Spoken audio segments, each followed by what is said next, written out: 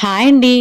వారాహి నవరాత్రుల సందర్భంగా మా హరే శ్రీనివాస టీం కాకినాడ దగ్గర కొవ్వూరు అనే గ్రామంలో ఉన్న వారాహి అమ్మవారిని దర్శనం చేసుకోవడానికి వెళ్ళాం. ఆ అమ్మ ఎక్కడ కొలువుంటే అక్కడ భక్తజన ప్రవాహం కూడా అలాగే ఉంటుంది.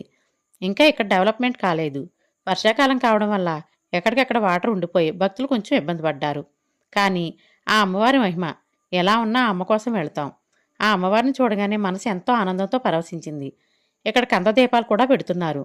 మేము ఇంట్లో చేసుకుని వెళ్ళాం. ఎంతమంది భక్తులు వచ్చినా ఇక్కడ అన్నదానం లోటు లేకుండా పెడుతున్నారు. దర్శనానికి 3 గంటల పైనే పట్టింది. ఎలాగైతే ఆ అమ్మవారిని దర్శనం చేసుకున్నాక అంత టైం పట్టిందని మాకు అసలు ఫీల్ అవ్వలేదు.